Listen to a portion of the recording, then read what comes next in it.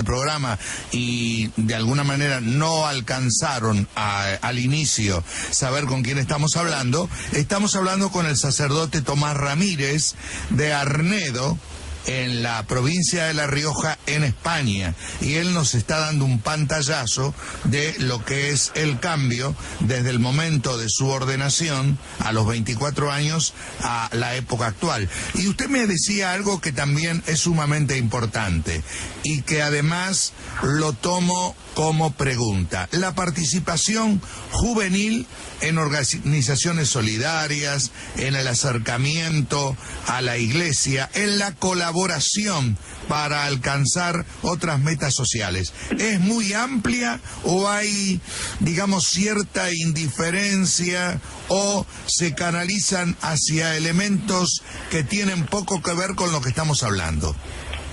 No sé si es clara la pregunta. No, pues en líneas generales tenemos que reconocer que está decayendo a pasos agigantados. Ha decaído a pasos agigantados en estos años del boom de la economía, esta fantasía que nos ha llevado a gastar lo que no teníamos. Claro. Y es curioso que a la vez pues se produjeron fenómenos que tendrían que explicar los economistas, ¿no? Estos 12 últimos años en España han sido, como saben, de un desarrollo económico terrorífico que ha ido canalizado sobre todo a la construcción. La construcción, los medios de comunicación social, viaria, autopistas, autovías, carreteras, etcétera, obras públicas. Los pueblos más mínimos de nuestra región pues están en una situación material como jamás se les conoció. Es decir, cuando estos pueblos se vaciaron en los años 60 eran aldeas medievales, absolutamente. Pues hoy, que no tienen a casi nadie o a nadie, han sido rehabilitados y con casas y con verdaderos palacios. Todo esto ha provocado pues la crisis que ahora pues tenemos que pagar de alguna manera y que no sabemos cómo. Pero es curioso también que rompió enormemente un mundo de solidaridad y de asociacionismo que justamente en la época de finales, los 4 años antes de morir Franco y sobre todo después, a la venida de la democracia, pues fue una cosa verdaderamente espectacular, algo que no se puede uno imaginar. Como todos, estoy hablando de este pueblo que en esto sigue siendo medianamente ejemplar, pero en aquel momento pues todo el pueblo estaba en algún tipo de asociación cultural, musical, deportiva, de ocio, asociaciones enormes de jóvenes pues para resolver sus problemas de ocio, un gran club con 2.000 jóvenes y sus propias instalaciones y en la misma medida pues una afán enorme de cultural, obras de teatro, representaciones. Justamente cuando nos vino creernos ricos, esto ha ido decayendo de una manera que a uno le sorprende enormemente. Curiosamente quedan en pie fuertes esas minorías que tenían otras perspectivas y que siguen al pie del cañón con multitud de ONGs de acoge, instituciones que de alguna manera... Tercer mundo, etcétera. Claro. Yo lo que vuelvo entonces al origen de mi intención de entrevistarlo. Con respecto a la forma y vivencia de las campanas en los pueblos o en las aldeas. ¿Cuál es ese lenguaje? Pues yo recuerdo, mi padre era emigrante español que vino a Argentina y él me comentaba que siendo monaguillo él tenía que hacer sonar las campanas de una manera determinada de acuerdo al acontecimiento a que se refiere. ¿Cómo era ese código? ¿Cómo era o cómo es ese código? Bueno, pues en esto también tenemos que remontarnos a aquellos años en que yo inicié mi trabajo de sacerdote directamente de las parroquias, porque todavía vivía pues la España más profunda, por tanto la España que se regía por otras normas y por otra situación económico-social. Es decir, el reloj, por ejemplo, pues hoy día quién sabe que las campanas toca el reloj, pues nadie lo sabe, no tenemos todos nuestro reloj. Pero en aquellos años, que yo recuerdo perfectamente, pues no tenía cualquiera un reloj. Tenía el médico, claro, el farmacéutico, quizás el cura y el maestro, ¿no? claro. El resto de un pueblo, una aldea, no tenía reloj. Ni lo podía llevar para el campo porque valía mucho dinero.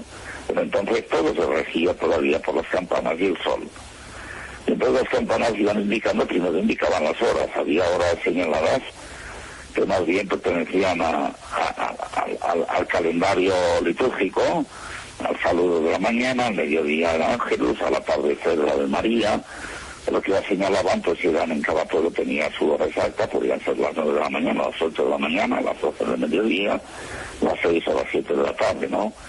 Pero después había, pues, las llamadas, y las llamadas eran para todo, para los servicios religiosos, por supuesto. Cada misa, cada rosario, cada novena tenía su llamada. ¿Y cómo Pero también lo tenía si había que llamar a la gente a rebato para un incendio. ¿Y cómo Había que entendía? comunicar la muerte de una persona. Perdón. Eso tenía también su toque determinado, de tal manera que todavía Perdón, era adulto o era niño. Claro, perdón, Y sabía don Tomás. si era hombre o era mujer. Perdón, don Tomás, ¿y cuáles eran esos códigos concretos? Digamos, ¿cómo se llamaba a la gente a un incendio? ¿Qué tipo de campanas se tocaban? ¿O qué cantidad de campanadas? O lo mismo, ¿cómo ocurría en los casos en que había un nacimiento o un fallecimiento? Bueno, pues eso, vamos a ver, es que es difícil. ¿Cómo sonaban las campanas? No lo puedo hacer, ¿no? A relato se entiende que era tocar todas las campanas que había, pues precipitadamente, ¿no? Hoy Claro. pues rápido, ¿no? Claro. Otros, pero normalmente el código es una especie de morse, ¿eh?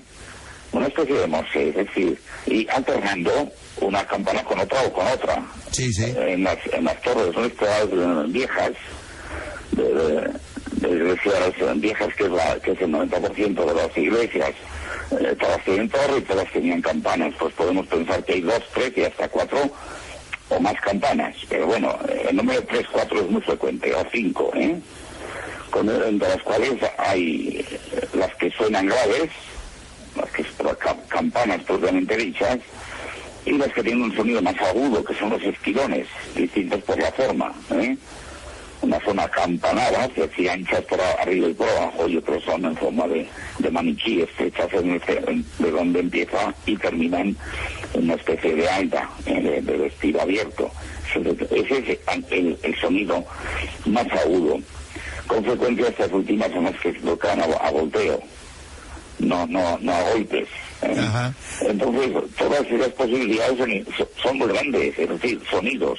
Sí. Grave o agudo. Claro. Y aún... Después, sí. a volteo a golpe de balajo, a golpe de balajo. Repicar, que es rápido, o alternar. Primero una, después otro, después otro, es decir, alternando. Lo normal es que se toquen dos a la vez, una, otra, a golpes así, ¿no? Es decir, que la combinación pueden ser 50 combinaciones distintas. La tradición te ha ayudado, te ha enseñado a identificarlos. Después los finales eran también importantes porque normalmente se concluía con un toque primero, un segundo o un tercero, ¿no? Un toque, 2 y 3, dejando un breve espacio. Por eso digo que algo se representaría bien con escritura morse. Ajá, perfecto. Y todo ello regía pues toda la vida de un pueblo, de una ciudad, de una ciudad menos, pero los pueblos que todavía entonces no tenían ruidos, porque ahora no es fácil. Nosotros conservamos las campanas y aún tocamos a la misa. Entonces toque la misa cada cuarto de hora, media hora antes, un cuarto de hora y en el momento, con un toque determinado, y conservamos fuera de eso, pues a mediodía, el toque de que llamamos de ángelus. Pero realmente pues apenas se escucha, lo escuchamos a ciertas distancias, porque a 15.000 habitantes pues habrá 20.000 coches, entonces no es tan fácil. No es tan fácil hacerle llegar el sonido. Sí. Bueno, pero yo en los campos, en los pueblecillos pequeños, si se tocan, se oyen a kilómetros. Claro, lógico. Bueno, usted sabe que en estos temas la radio tiene sus sus cotas, y yo quisiera que usted, aprovechando que tenemos la posibilidad de tener un sacerdote español y que nos está hablando desde su tierra natal, de La Rioja, en España, hacernos llegar a los oyentes un mensaje a futuro de cuáles son, de alguna manera, las premisas o las condiciones que no debemos olvidar para tener una mayor felicidad en la vida de todos los días. Hombre, yo como cura, pero no lo digo por oficio, sino por experiencia, pues no puedo menos recitar a Jesús de Nazaret, al Evangelio, y que nos identifiquemos mucho con él, que vivamos Navidad sencillez, escena, lo más posible, que apreciemos las cosas pequeñas, que tenemos todo el mundo entero, y sí que no somos excepción, una raíz extraordinaria que nos mantiene siempre, siempre, siempre, y que es el refugio en todas las ocasiones, que es la familia, sin entrar excesivamente